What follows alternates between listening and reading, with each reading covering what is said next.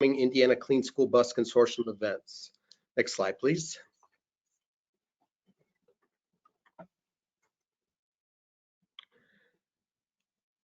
For housekeeping, I just want to ensure that everybody's going to be muted throughout the meeting. We will begin everyone in the mute mode without cameras, but we'll open it up during the question and answer time. You will be able to type in any of your questions, and we will get to as many questions as we can. If we don't get to your question, we will provide you with an email answer. This presentation will be about 20 minutes, followed by a Q&A period, as well as a short survey. We would ask all of our participants to take the short survey. All additional questions can be emailed to info@drivecleanindiana.org. This presentation is being recorded and will be posted to the Drive Clean Indiana website. All the upcoming announcements, including events, grants, projects, and pertinent information, will be on our website. If you have any questions, please feel free to call us for further clarification at 219-644-3690. I wanted to take this opportunity to just kind of talk about our agenda today. We are going to be talking about, obviously, the inaugural Indiana Clean School Bus Consortium. We've got our speakers, National Clean School Bus Rebate, US EPA will be Carter Granberg and Tony Maeda, and from the Indiana Department of Environmental Management, IDEM, Mr. Sean Seals. Next slide, please. Just a little bit about Drive Clean Indiana. We are Indiana's state registered Drive Clean Indiana with the U.S. Department of Energy. So we are the only designated Clean Cities Coalition here in the state. And so we're here to serve you with all alternative fuels. With the Indiana Clean School Bus Consortium, we are very fuel neutral. And so we'll be talking a lot about all different types of technologies. As you can see, we are the one of about 75 clean cities across the country. Next slide, please. So what is the Indiana Clean School Bus Consortium? Since 2008, our state has been part of the Midwest Clean Diesel Initiative, or Midwest MCDI, which I think many of you might have heard. This was implemented through the National Clean Diesel Campaign and its programs throughout EPA Region 5.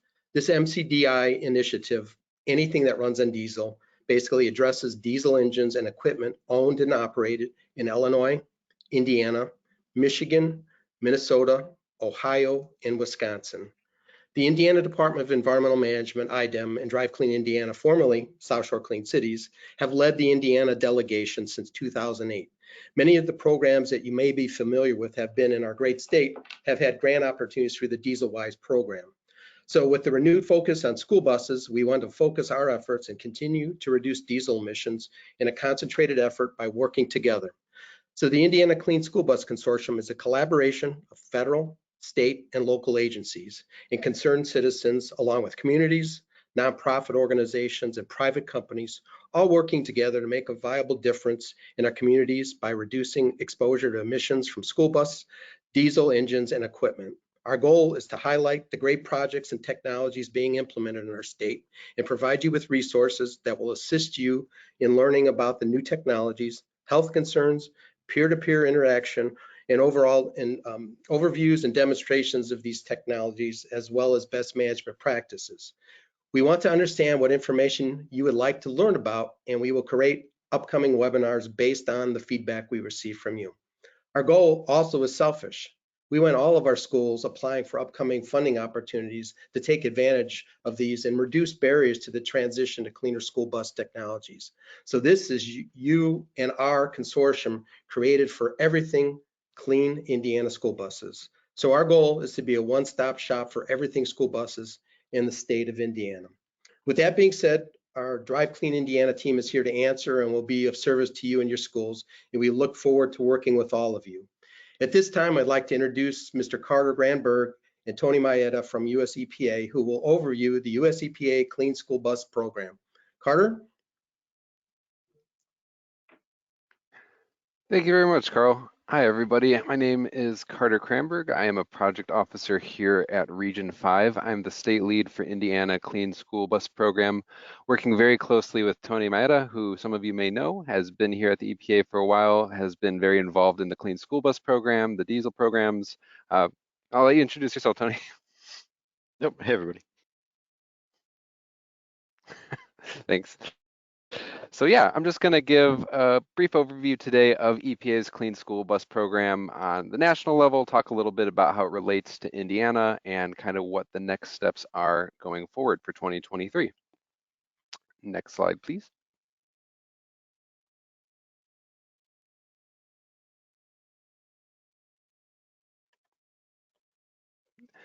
So the Clean School Bus Program is a product of the Bipartisan Infrastructure Law, which allocated $5 billion with a B, over 5 years from fiscal year 2022 to 26 for replacement of existing school buses with a combination of clean school buses and zero-emission school buses. So vocab words you'll often be hearing in this world. There are zero-emission vehicles. Those are the EV electric vehicles, produce zero greenhouse gases. And then there is the clean school buses, which produce low tailpipe emissions. So those are things like compressed natural gas vehicles, propane vehicles, which are much cleaner compared to diesel vehicles. The program was started in 2022 with a rebate program that initiated on May 20th and closed on August 19th. We are still in the process of developing the 2023 grants and rebate program, so those details are still to be determined, but we will be updating everybody as they become available. Next slide, please. So the money was broken down into two categories from that $5 billion. Half is going to applicants looking at just getting zero-emission electric vehicle school buses, while the other half of that $5 billion is allocated to applicants that are looking at either electric vehicles, a combination of electric vehicles and clean school buses, like the propane and compressed natural gas, or applicants looking at just purely propane and compressed natural gas vehicles. Next slide, please. So by the numbers for 2022, we had a total across the nation, 2,564 applicants. Of those, 95% of those applicants came in for those zero-emission electric vehicle buses, while about 5% came in for the low-emission clean school buses like propane and compressed natural gas. Next slide, please. When we look at how the EPA determined who was selected, there was a filter that was applied for priority schools, and priority schools were determined by 3 different metrics. There was the consideration of if a school was a high-need school district in a low-income area, so looked at the small area income and poverty estimate for schools that had 20% or more students living in poverty. Schools could also self-certify that they met that requirement. They might just need to offer supporting documentation if they weren't part of that small area income and poverty estimate. There was also consideration for priority of rural school districts as determined by the National Center for Education Statistics, and higher consideration for tribal school districts. Next slide, please. When we look at Indiana's 2022 applicants, this is a map showing the priority schools and how they applied and how their applications were received in 2022. So gray X's represent priority schools that just did not apply to begin with. White squares represent priority schools that applied but were not selected by the lottery system, and black squares represent priority schools that did apply and were selected. So from the EPA's point of view, we're going to be really focusing on these schools that did not apply or the ones that already applied and just didn't make it on their first round, and encouraging them to really go out and try again and try and get their name in the system so that they have a better shot at getting that money. Next slide, please. So when we look at 2023, like I said, there's still planning underway for the grant and rebate program, and there's not a lot of solid details currently. We will be updating you as they come out, but that really highlights this need of feedback. So if you have questions, comments, concerns, there's going to be a link in these slides later for you to submit that to, and that can kind of come to us and we can think that over and talk about that as this program is still being developed. If you are a school that is considering having zero emission buses, it's a good idea to start initiating conversation with your utility company as soon as possible so you can get an idea of what infrastructure is going to be needed for charging. Similarly with propane and compressed natural gas, you might want to know what kind of utilities you're looking at and what your needs are going to be. If you are considering buses, you also would want to talk with your vendor and manufacturer and see who's going to be actually applying for your school district. Do you want to go the route of you apply yourself, or do you want the manufacturer to act as a contractor and apply on your behalf? Pros and cons either way, just determines who's going to be overseeing that administrative work, but also who's going to be making the actual determination of what buses are going to be applied for the school. Next slide, please. So just gonna wrap this up with a little bit of a to-do list. I'd recommend signing up for the Clean School Bus listserv. That way you can stay in the loop and receive emails as updates are happening with this program. You can similarly check the EPA's website on the Clean School Bus page for program updates. That is regularly updated as we learn things. As I mentioned earlier, if you have feedback, questions, concerns, you can submit that to cleanschoolbus@epa.gov email. You can also reach out to regional program staff like Tony, who has introduced himself at the beginning of this call. He runs a monthly BIL Clean School Bus call, so you can email him at maeda.anthony@epa.gov and get invited onto those calls. And lastly, big recommendation from us would be school districts definitely double check and ensure that your SAM.gov registration is currently up to date. It will save you a lot of headache to make sure that that is all good to go right now, instead of being cleared to apply and then finding out that there's a lot of things that need to be fixed and adjusted. So definitely worth your time to just double check that currently. Okay, next slide. And I just left in this as a resource, the contact information for myself and the rest of the EPA Region 5 school bus team, should you want to reach out to any of us. Thank you. Well, thank you so much, Carter. Great presentation. Now I'd like to introduce Mr. Sean Seals from the Indiana Department of Environmental Management. Sean? Good morning, everyone. I'm sure I have spoken to many of you, if not most of you, in the past. So we're just going to run through some of the success stories, if you will, that we have had here in Indiana.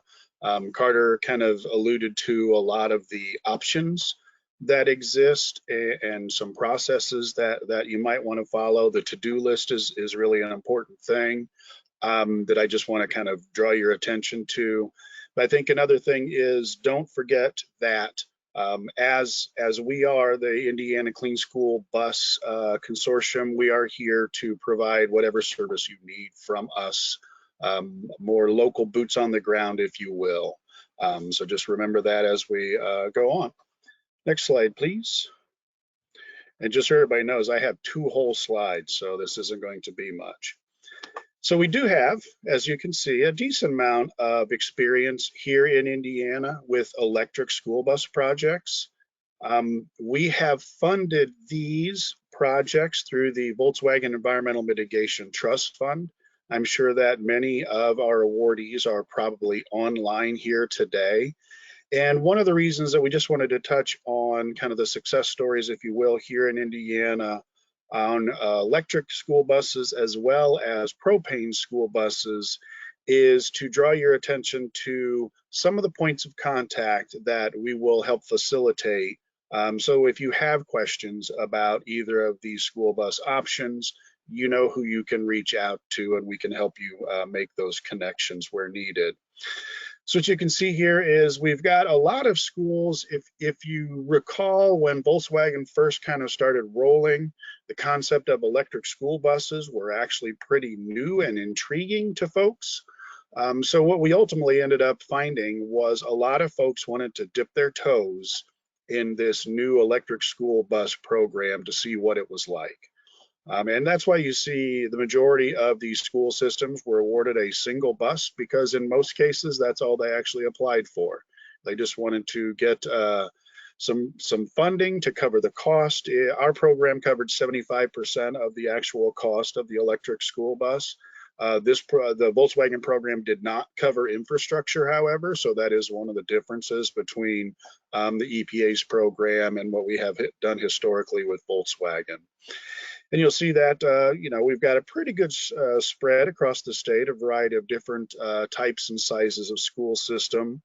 A lot of these are your traditional larger school buses, but the Rensselaer project is drawing your attention to that one. If you wonder why it was only 200 grand, that's actually a smaller kind of a mini bus that they're going electric with, and we're really excited to see how that one might play itself out moving forward. So through Volkswagen, we've invested roughly $3.3 million in electric school buses to date. All right, next slide. Here in Indiana, as you can see from this slide, there were many schools that were already exploring the possibility of transitioning to propane school buses before the Volkswagen Mitigation Trust Fund even started providing awarded funds. In these cases, we covered 25% of the cost of a propane school bus. And as you can see in the 3 rounds that we have had of the Volkswagen program, we once again have a very broad spread across the state. We have folks that have been anywhere from 31 propane school buses added to their fleet, all the way down to some that were just kind of dipping their toes in the propane concept as well, and just did a couple school buses. But as opposed to the 11 electric school buses that Volkswagen has funded so far, we have funded 200 school buses across the state for propane power at a total of nearly $6 million. So the point in bringing your attention to these 2 things more than anything, because I have no more slides, is just to let you know that you can see from these 2 slides, we do have a lot of experience with electric school buses. We do have a lot of experience with propane school buses, and we're here to help make those connections where needed. It's worth noting that I would say the great majority of the applications we have received for school bus projects, as well as the awards that have been made for school bus projects, were generated out of the Drive Clean Indiana shop. They very much have a feel for how to get this done and how to make the right connections. So keep that in mind as you start to think about how you may engage in the EPA Region 5 and national programs. And with that, I'm going to pass it back to Carl, and then I believe we'll transition into some dates potentially. Thank you, Sean. And just as we're transitioning here, so if you have any questions, feel free to list those questions to us in the box that says questions, and so we'll get to those here in a few minutes.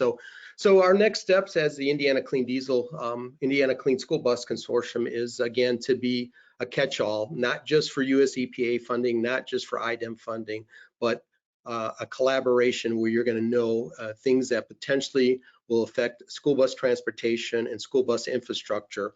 And so this will be the site, our website will be that as we go through different upcoming webinars and opportunities, you'll be hearing from your peers from throughout Indiana who have implemented this, technology providers, health departments. So again, our goal is to educate you and help you with the necessary tools for us to be very successful in upcoming grant opportunities for our state. So very excited about it. So our next webinar will be on April 11th at 10 a.m. Central, 11 a.m. Eastern. And next slide, please, Megan. Here's how you can get a hold of Drive Clean Indiana. Again, everything, this webinar is being recorded. And if you have questions, please feel reach out to any of us, and we'll be able to help you. Next slide, please.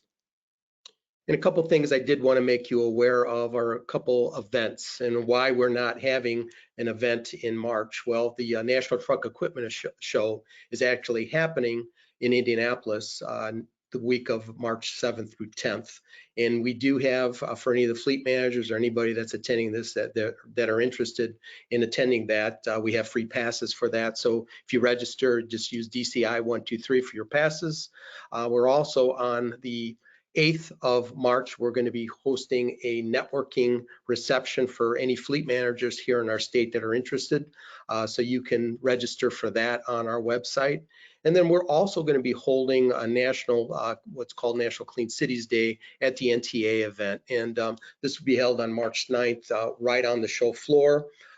You can contact us for more information, but this is a great way for you to learn more about some of these new technologies, some of the providers of some of these technologies, and potentially some of the infrastructure partners that will be displaying at the NTA event. So a lot of different things. And so this will be our source for all events that are happening in Indiana. We do anticipate a lot of Partners for Clean Air Days that will be coming up in April, and a variety of events coming up in May. And then there's a variety of bus events, clean school bus events that we'll be participating in. So again, if there's things that you would like to see on our website or in regards to training and education, this is the perfect opportunity.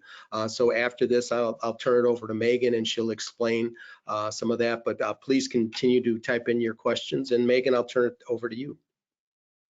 Okay, so we have a few questions in the chat, and one of them is, are hybrids included in the program?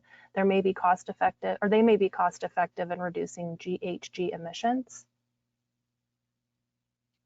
So at this time, hybrids are not, they're not eligible. It's just the EVs and the CNG and propane. Headquarters, EPA headquarters is always looking at what could be added to this, but if hybrids are going to be on that, it'll be communicated ahead of time.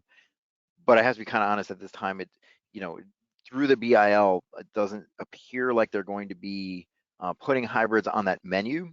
But I do want to let folks know, the overarching theme here is that this consortium that Drive Clean Indiana is put together here, we are going to always be looking at different sources of funding, to go towards school buses. And so there are other EPA funding programs, for example, the ongoing, the regularly scheduled Diesel Emission Reduction Act, the DERA grants that this Midwest Clean Diesel Initiative group, that we were all part of.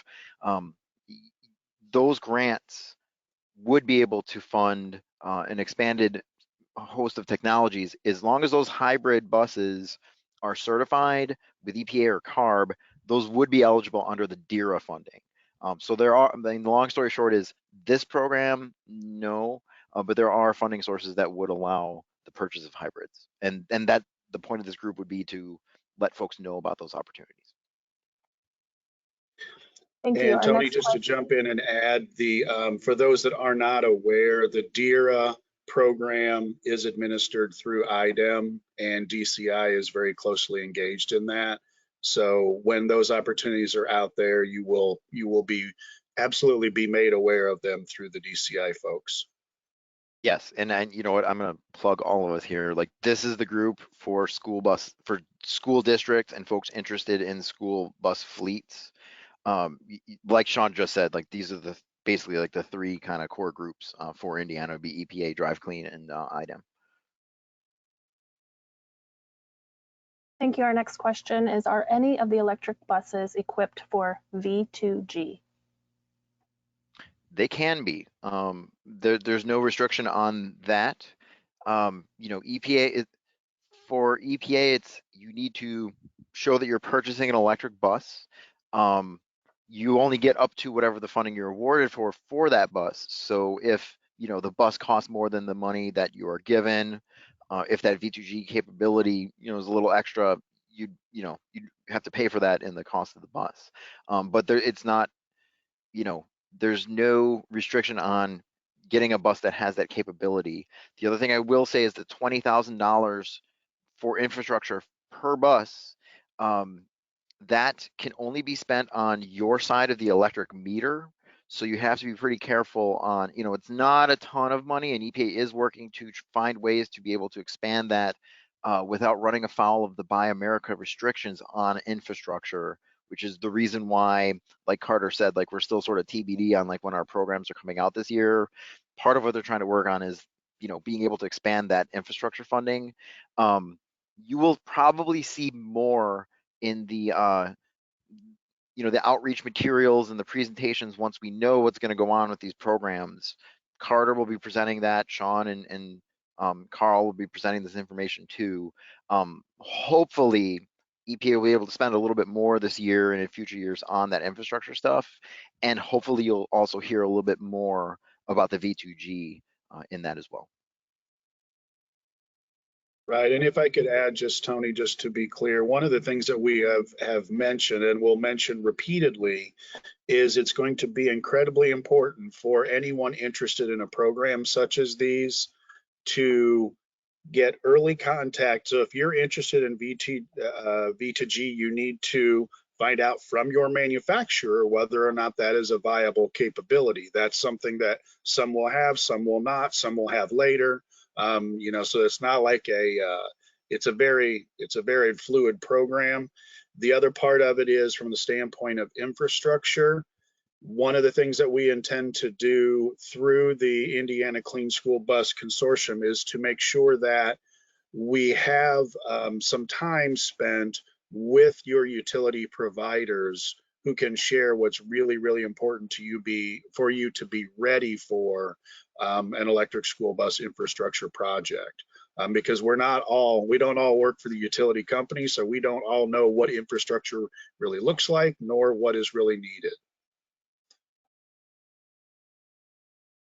Thank you. Another question is, has the Valparaiso Community School System applied for any type of bus substitution to date? We are The answer aware. there, no, well, at least they haven't here in Indiana that we're aware of. And I don't know, Tony and Carter, if you're able to divulge that or not from the EPA perspective. Off the top of my head, I don't know.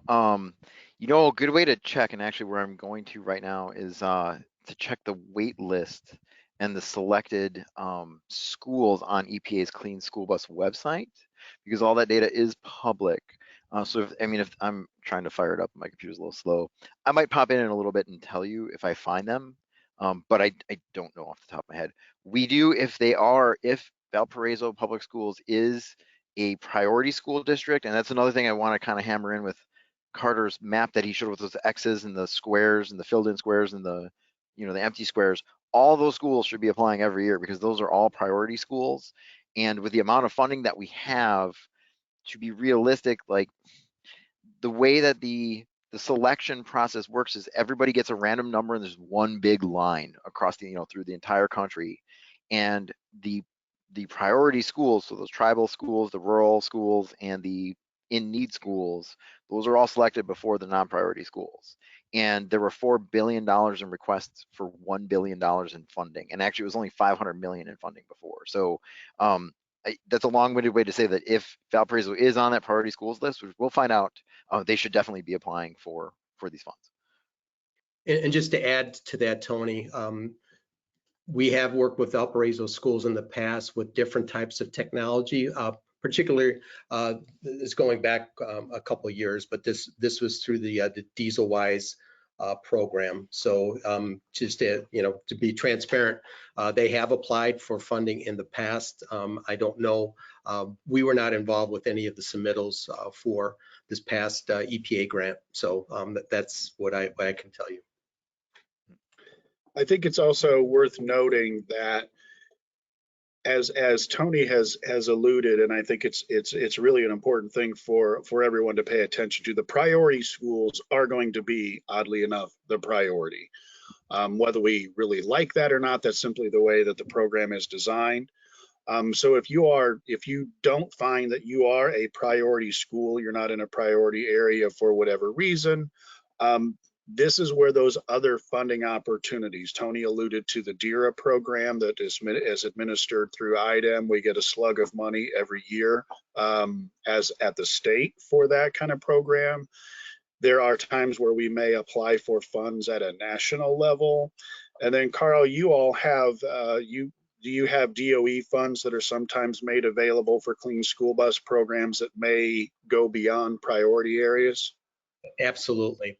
And again, the whole idea of this consortium is that we're going to open that up to all of us throughout the state to make you aware of not only those funds through other funding mechanisms, but there's also projects that I know Tony and Carter and Sean and myself, our team has been involved with supplemental environmental projects that qualify under school buses. So there is I would say there, our new terminology is a tsunami of funding mechanisms. So our goal is to help you understand some of the decisions that your school corporation potentially would like to make, availability, peer sharing of this information, checklist of the opportunities, as Carter had mentioned in his presentation, getting registered on sam.gov sometimes is one of the most difficult things for any school corporation to do. So our involvement with putting in those applications on behalf of various school districts throughout the state, that was probably the most cumbersome perspective on that. So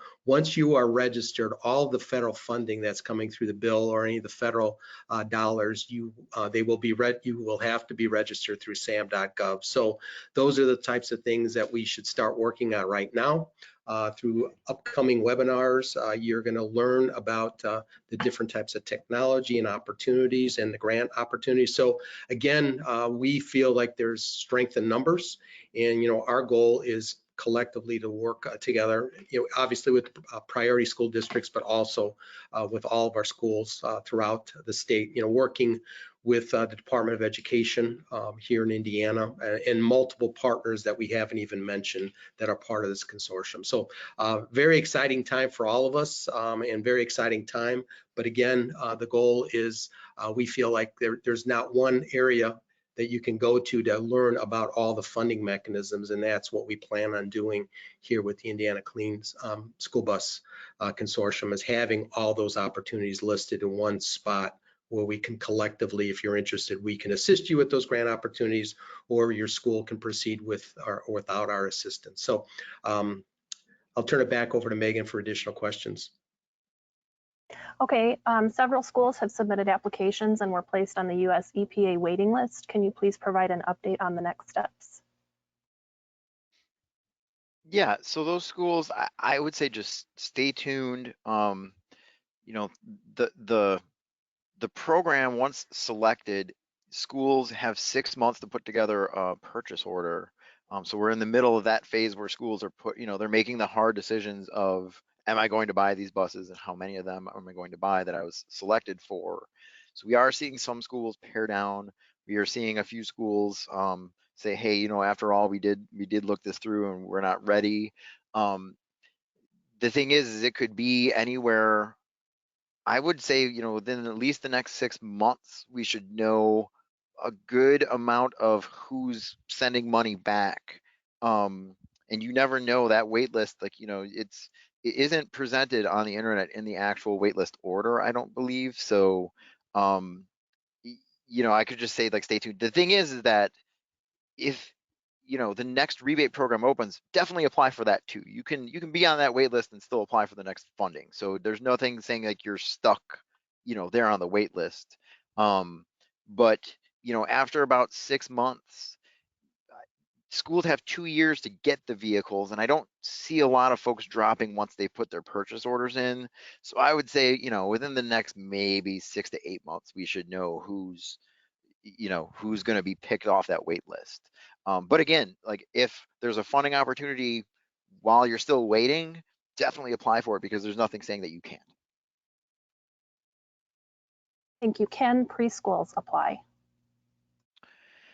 Oh geez, I think it's based off the school district. So if that preschool is its own sort of school district, then yes, but it's the National Education Information and NECS, National Education Statistics, something like that. But it would have to be, in that database that's on the program guide there and on our webpage. So if it's possible that preschool is part of the school district, then the school district can apply. And if those, one of those or more of those buses are used to drive preschool children to and from that school, that's perfectly fine.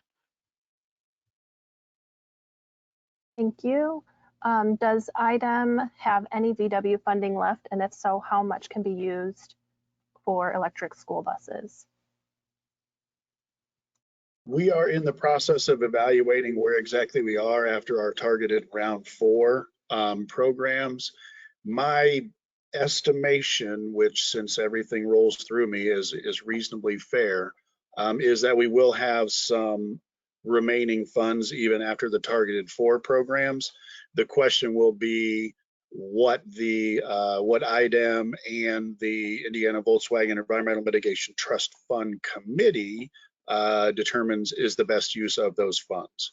So if those funds are identified as being, EV school bus funds, then so be it. We just have to kind of wait and see. It'll probably be mid to late 23 before we have a good feel for what funding is ultimately available for whatever that next round might look like. Thank you. It is my understanding that the Central Indiana Education Services Center has developed an electric school bus specification. Do you suggest EPA award recipients use that bid program to purchase their buses? So I think, okay, this is kind of tough for me to try to explain. EPA is sort of agnostic on the nuts and bolts of how you purchase the buses. It's just that so long as that purchase order, so if a school district applies, the school district can submit a purchase order for the buses that they want to buy themselves. If the third party applies on behalf of the school district, which would be, a manufacturer or a vendor of the buses, they can submit, they can pass through those funds to an entity that will ultimately be the owner of those buses. I do know that in Michigan, there's a law that says that if schools are making purchases of over a certain amount, they have to go out for bids. There's nothing stopping a school from utilizing a certain method to purchase the buses, so long as the right entity submits that purchase order and it's for the right thing. Like you are buying an electric bus and you're getting that money, to buy that bus. And I haven't seen those guidelines. If folks want to submit them to us, we can take a look and say, maybe on the next webinar, be like, hey, we've taken a look at this and here's what we think about it. It's a good idea, or issues you might see with it. I haven't seen it. Thank you. And it looks like this is the final question. Is RNG scored better than CNG for the buses? For the rebate program, there is no real scoring. So it's a random number generator. And then the way it works is everyone, literally like every applicant, all the, what Carter said, like 2,400, it was like thousands of applicants. All those applicants are put in a single file line. And then the selection process goes through and it goes down the line and it picks the first electric bus application, priority electric bus application from every state, so that each one of the 50 states gets an electric bus. And then it goes down the funding and it picks I think it went through the alt fuel funding first, and it selected, and again, that alt fuel, the half that money can go for EV buses or for CNG or for propane. So as long as you had an early enough spot in that line and you had an eligible application as a priority school, it didn't matter if it was EV or propane or CNG. It's the random number generator that puts you close enough that when it goes down that line before it runs out of funding, it would select that school. So for the rebate program, no. I think for the rebate program, what matters most is that, if you're a priority school, that's going to make, unfortunately, because of the sheer demand for this funding, that's going to make a huge difference. It's going to get you in the basically like I kind of have a shot category. And then the random number generator kind of determines, how up to the front of that line you are when the selector goes down that line, to make, whether or not you get that funding. And I'm trying to talk a visualization through, so I hope that what I said was sort of helpful. For a grant program, though, there may be some sort of ranking. We don't know. For DERA, our regular, quote, regularly scheduled grants, it's basically, is that an eligible vehicle? and is it an eligible use of the funding? And I would say yes, for EV, for propane, for CNG, they're all eligible. I think what would, and again, we don't know what a grant program for this funding will look like yet. So I'm only saying this through the lens of what we've done in the past. If EPA picks out certain geographic areas that are of importance and you're in that area, that will probably bump up your score versus something that's not in a geographic area. And again, that's an if, but I don't see any of the eligible fuel types being ranked higher than the other ones unless there's some sort of added layer in a grant program. Sorry, that was very long-winded, but that was sort of ultimately my conclusion. Thank you for that, Tony. And you talked a little about the National DARE program. Can you allude to that just a little more on potentially when those grants might be coming available? Yes, and there is a placeholder page at epa.gov/DERA, and that's the Diesel Emission Reduction Act. And so that was written into the 2005 Transportation Bill, or Energy Policy Act of 2005, I'm sorry. And EPA started getting money through that DERA legislation in 2008. And we've been giving out grants every year and giving money to IDEM to also give out grants since 2008. And that money is funded at least through 2024. Congress really loves this program, so we imagine it'll be funded even more past that, but to be determined. But the odds are pretty good that that funding will continue. And again, this is the group where you're going to want to be part of if you've got a school bus or if you're concerned about your school. This group will be here to communicate that funding as well.